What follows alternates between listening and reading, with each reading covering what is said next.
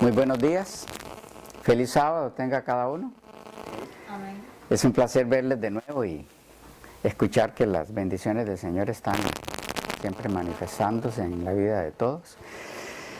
En esta ocasión queremos invitarles a estudiar un texto, una porción de las Escrituras muy conocida, muy utilizada en diferentes contextos y que considero que es de mucha importancia que lo tengamos claro, ese texto, esa porción de la Biblia. Al ir a él vamos a entender por qué. En Colosenses, el capítulo 2, los versículos 14 en adelante. Colosenses 2, 14 en adelante. Dice así: anulando el acta de los decretos que había contra nosotros, que nos era contraria, quitándola de en medio y clavándola en la cruz, y despojando a los principados y a las potestades, los exhibió públicamente, triunfando sobre ellos en la cruz.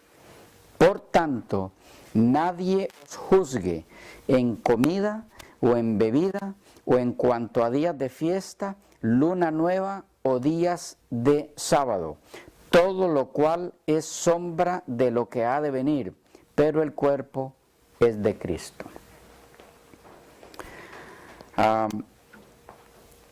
Seguramente que a ustedes como a mí les ha sucedido en varias ocasiones que muchas personas les han citado este texto para intentar demostrar dos cosas en forma, entre otras, dos cosas básicas.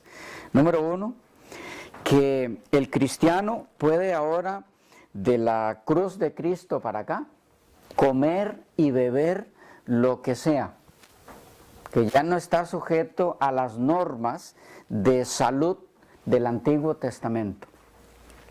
Y segundo, que de la cruz para acá, ya el cristiano no tiene ninguna obligación ante Dios. Dios no espera ni pide de ningún cristiano que guarde el sábado. Porque aquí dice que hay una ley que fue clavada en la cruz, y al ser clavada esa ley en la cruz, una de las cosas que quedaron eliminadas para el cristiano es la observancia del sábado. ¿Han encontrado personas en esa situación que les han mencionado ese texto? ¿Sí? A mí por lo menos muchas veces, y pienso que es de mucho provecho entonces que podamos estudiar con algún detenimiento estos versículos, no en forma exhaustiva, es decir, demasiado detallada, pero sí hasta donde el tiempo nos vaya dando, como para que pueda quedar lo suficientemente claro lo que significa este texto o estos textos. Repito, esta porción de las Escrituras ha sido utilizada por el mundo cristiano del círculo evangélico, con algunas excepciones, los testigos de Jehová, los mormones, el catolicismo y la mayoría del círculo cristiano en sí,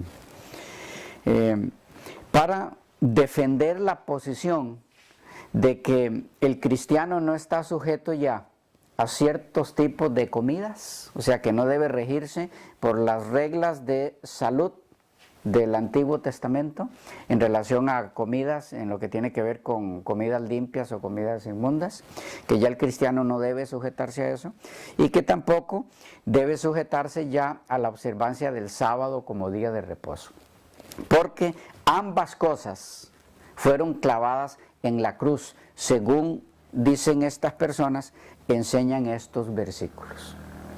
Ok. ¿Es esto así, hermanos queridos?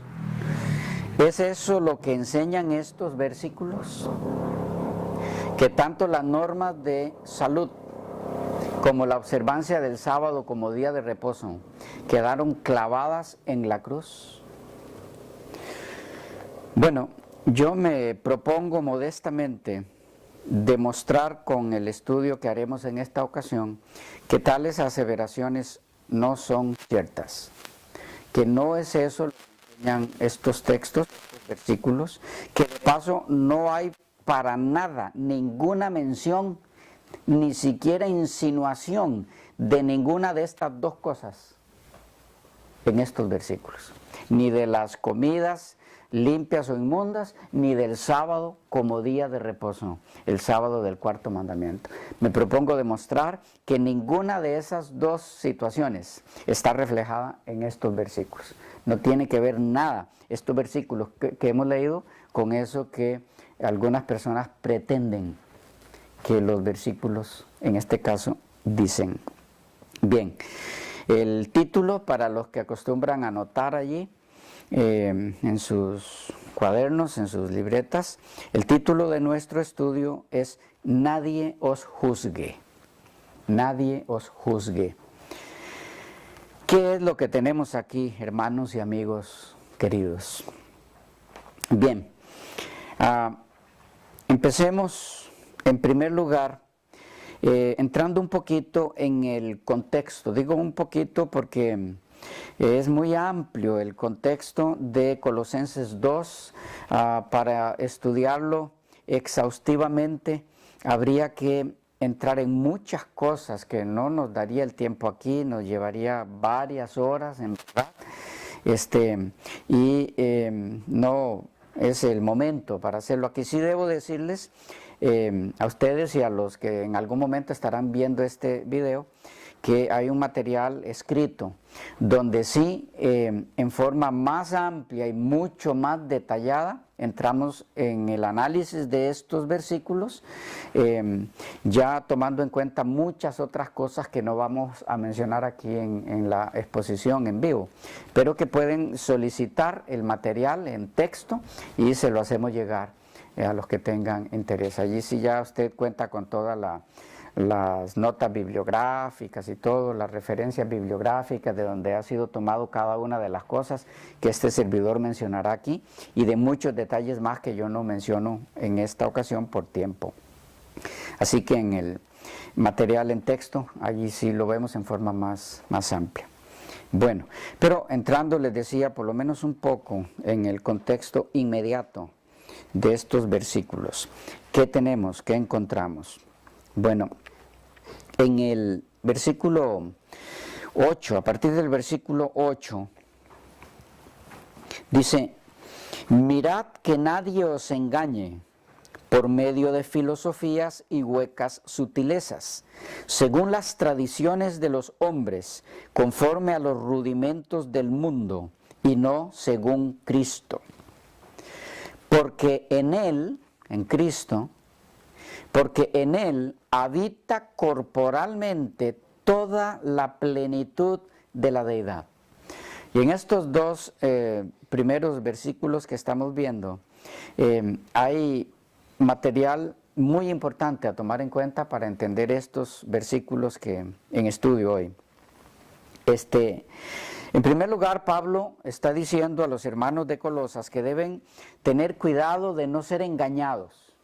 ¿Engañados por qué? Dice, por filosofías y huecas sutilezas y por tradiciones de los hombres, conforme a los rudimentos del mundo y no según Cristo. Y pasa a decir en el versículo 9 que en Cristo el cristiano tiene todo, no le hace falta nada, que si ellos tienen a Cristo, tienen todo. Ya eso es material importante que nos va diciendo cuál es el tipo de problema que tenemos aquí, que está atacando el apóstol Pablo. De paso, ustedes deben saber que la mayoría, si no todas, las epístolas fueron escritas con el propósito de atacar alguna enseñanza falsa, de contrarrestar alguna herejía. y Colosenses no es la excepción. ¿Y qué es lo que está tratando de contrarrestar el apóstol Pablo aquí? Había un tipo de creencia basado en tradiciones y costumbres que estaba intentando infiltrarse entre los hermanos de la iglesia en Colosas. Y el apóstol trata de prevenirles contra eso. Ya de inicio les dice, de paso, si leen todo el capítulo 2 van a encontrar más indicios de eso, pero ya al inicio les dice que estas enseñanzas falsas que estaban intentando infiltrarse en Colosas tenían que ver con situaciones donde, para efectos de sentirse llenos en Dios, algunas personas estaban tratando de añadir cosas al cristiano que no son necesarias, puesto que ya tiene a Cristo. Si tiene a Cristo, insiste el apóstol, debido a que en Él habita corporalmente toda la plenitud de la deidad, entonces tiene todo. No necesita sujetarse a ningún tipo de tradiciones para estar completo en Dios. Tiene a Cristo. ¿Y cuáles eran este tipo de tradiciones que estaban intentando infiltrarse? Notemos cómo nos sigue orientando él, dice en el 10, y vosotros estáis completos. Noten cómo insiste en eso. Vosotros estáis completos, no necesitan nada más. Luego vamos a ir viendo qué es lo que no necesitan. Y que algunos confunden con no leyes de salud ni observancia del sábado. Pero como repito, van a ver cómo lo que sigue no tiene que ver absolutamente con nada con ninguna de esas dos cosas. Dice el 10, y vosotros estáis completos en Él, que es la cabeza de todo principado y potestad. En Él, ahora empieza a decir o a explicar por qué estamos completos en Él. Dice, en Él también fuisteis circuncidados con circuncisión no hecha a mano. Versículo 11. Al echar de vosotros el cuerpo pecaminoso carnal en la circuncisión de Cristo, sepultados con Él en el bautismo, en el cual fuisteis también resucitados con Él, con Cristo, mediante la fe en el poder de Dios que le levantó de los muertos. Y a vosotros, estando muertos en pecados y en la incircuncisión de vuestra carne, os dio vida juntamente con Él, perdonándoos todos los pecados, anulando el acta de los decretos que había contra nosotros, que nos era contraria. Un detalle aquí que quiero pedirles que graben en su mente ahí como paréntesis. Pablo está diciendo que hay algo aquí que fue quitado por Cristo que nos era contrario. Bueno, a los colosenses y también a nosotros como cristianos. Les era contrario. Graben eso en algún lugar allí en su mente, porque nos va a servir en un momento. Anulando el acta de los decretos que había contra nosotros, que nos era contraria. Repito, esto es clave para entender estos versículos. Lo que fue quitado, porque luego dice, quitándola de en medio y clavándola en la cruz. Lo que fue quitado por Cristo es algo que nos era contrario. ¿Ya? No olviden eso, nos va a ayudar en un momento para entender mejor esto. Entonces dice, y despojando a los principados y a las potestades, los exhibió públicamente, triunfando sobre ellos en la cruz. Por tanto, debido a que Cristo triunfó sobre toda potestad del mal, debido a eso, nadie os juzgue en comida o en bebida o en cuanto a días de fiesta, lunas nuevas o días de sábado, todo lo cual es sombra de lo que ha de venir, pero el cuerpo es de Cristo. ¿Qué tenemos aquí entre tantas cosas que están involucradas? Bueno, venimos mirando cómo el apóstol Pablo les dice que en Cristo el cristiano está completo. ¿Ahí estamos claros? No necesita nada más. Quien tiene a Cristo, tiene todo. ¿Ok? Pero ahora él viene y les dice que esa condición de tenerlo todo en Cristo es la condición de aquellos que Cristo ha liberado de su condición anterior, que era la condición de pecado, vida de pecado. Cristo nos liberó de la vida de pecado en la cruz del Calvario. ¿Cómo? Cargó nuestros pecados, perdonó nuestros pecados, saldó nuestra cuenta. Entonces, cuando somos bautizados, que es el elemento que se introduce en el versículo 12, cuando somos bautizados, en otras palabras, el apóstol está diciendo que aceptamos eso que Cristo hizo por nosotros en la cruz, de saldar nuestra cuenta. ¿Cómo? Al ser bautizados, al ser sumergidos en el agua, somos sepultados. Y al salir del agua, del bautismo, nacemos a vida nueva. Entonces ahora lo tenemos todo en Cristo. Cuando eso ocurre en nuestras vidas, cuando a través del bautismo por inmersión en agua, aceptamos a Cristo como el que murió, fue sepultado, eso significa que me meten en el agua, que yo acepto la sepultura de Cristo a mi favor. Y cuando me sacan del agua, al ser bautizado, lo que yo estoy diciendo en forma pública es que acepto la resurrección de Cristo. Y esto debe ser público, porque en público Cristo murió por mí.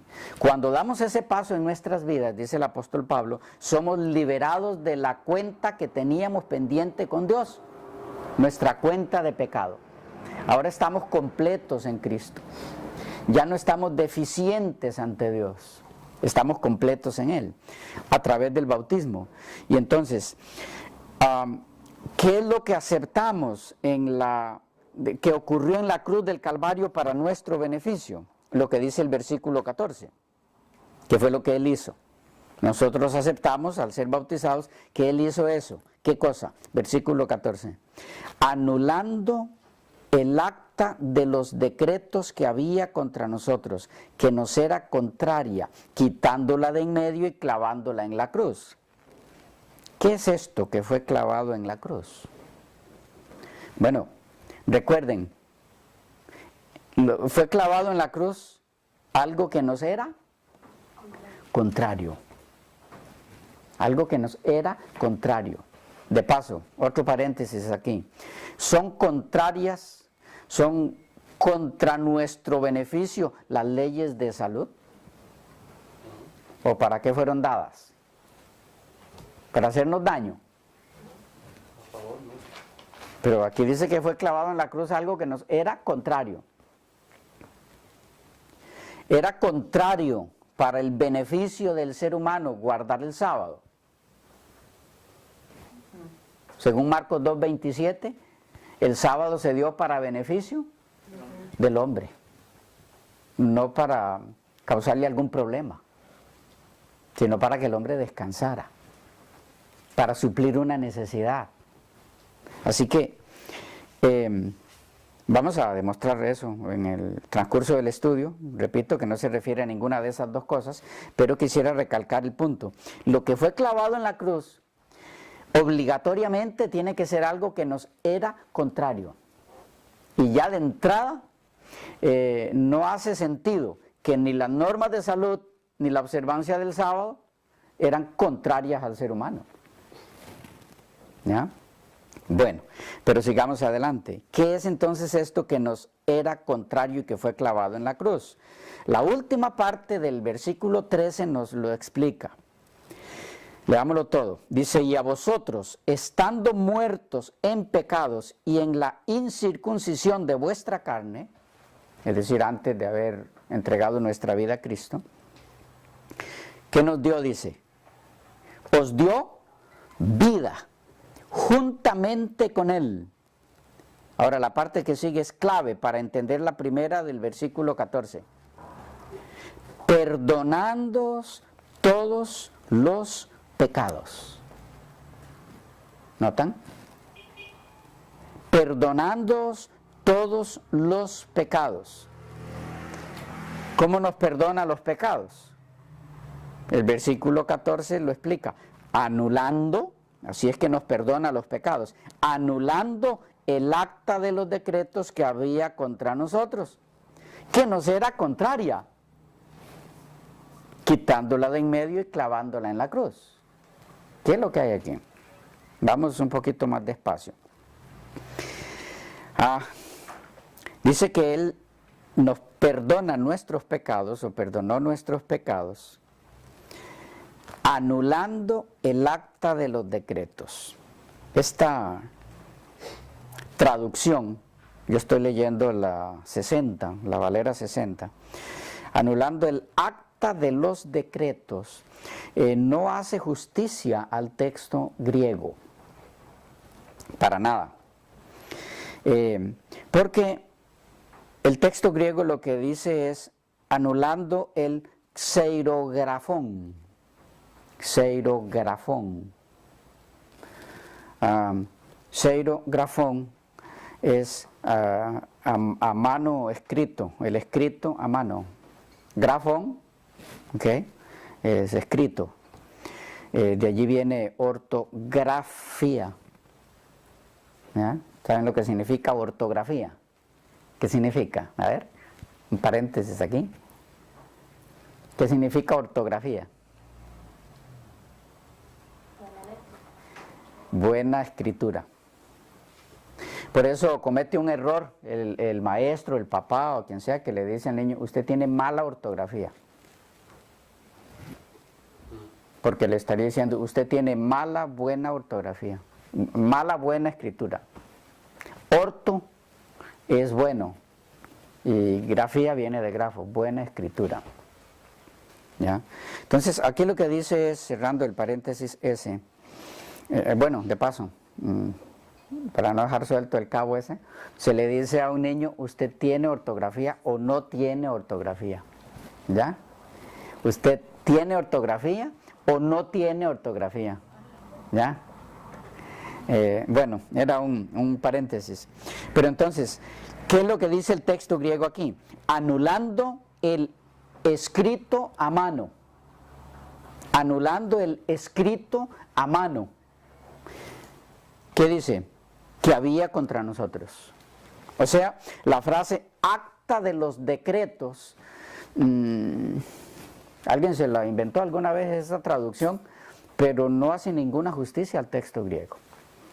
Si ustedes leen las traducciones fieles al texto griego, lo que van a encontrar es eso, el escrito a mano, anulando el escrito a mano que había contra nosotros.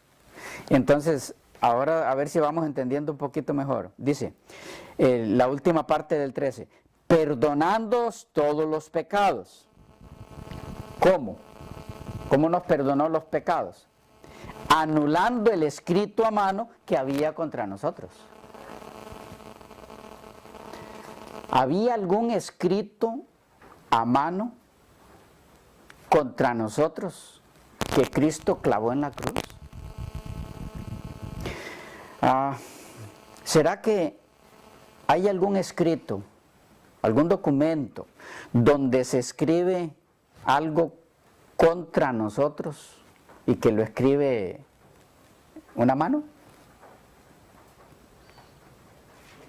Sí, la Biblia habla de registros en el cielo, registros de nuestros pecados.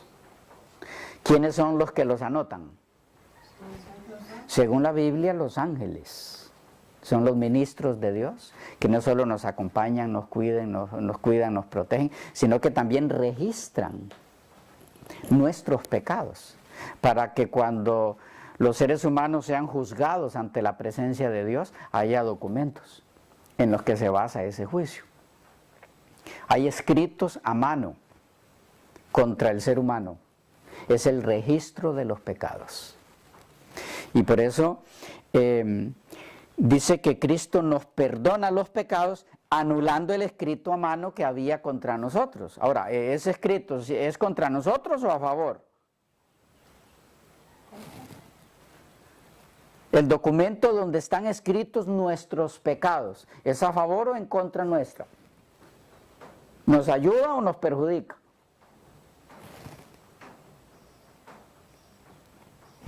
Pero venga, Por supuesto.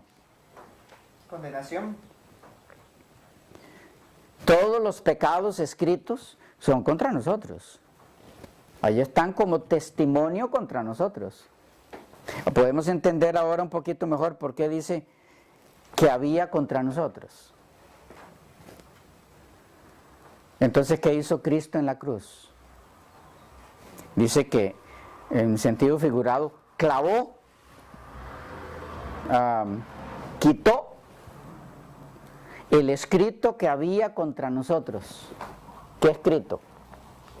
Nuestros pecados. ¿Cómo? Cargándolos sobre sí mismo, cancelando nuestra cuenta registrada en esos documentos celestiales. Él cancela nuestra cuenta, quitándola de en medio, dice el versículo 14 al final, y clavándola en la cruz. ¿Y por qué dice el 15? Y despojando a los principados y a las potestades, los exhibió públicamente, triunfando sobre ellos en la cruz. Aquí está hablando de principados y potestades negativos.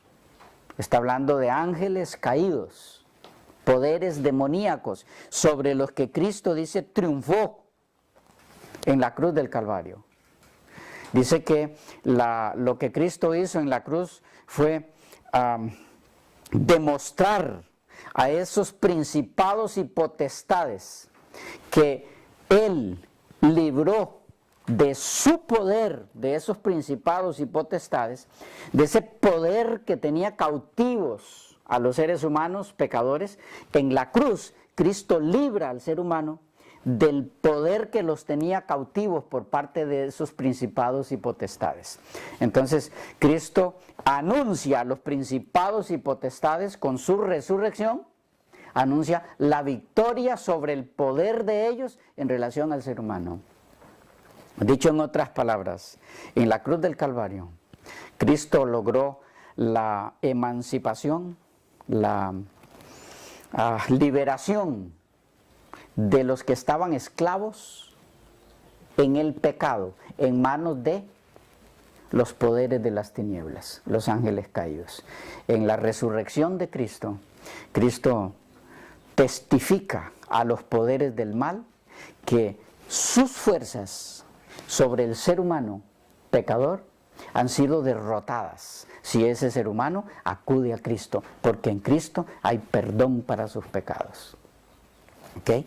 Eso es lo que está diciendo en forma primaria este grupo de versículos.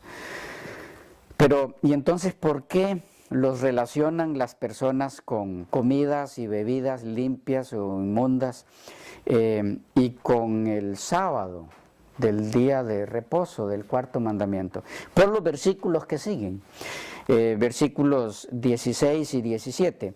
Y entonces, ¿qué relación tienen esos versículos con lo que mencionan los versículos anteriores? ¿Y por qué les mencioné al principio que no tienen absolutamente nada que ver ni con comidas limpias o inmundas, ni con el sábado del Señor? ¿Ok? Lo vemos en las próximas secciones.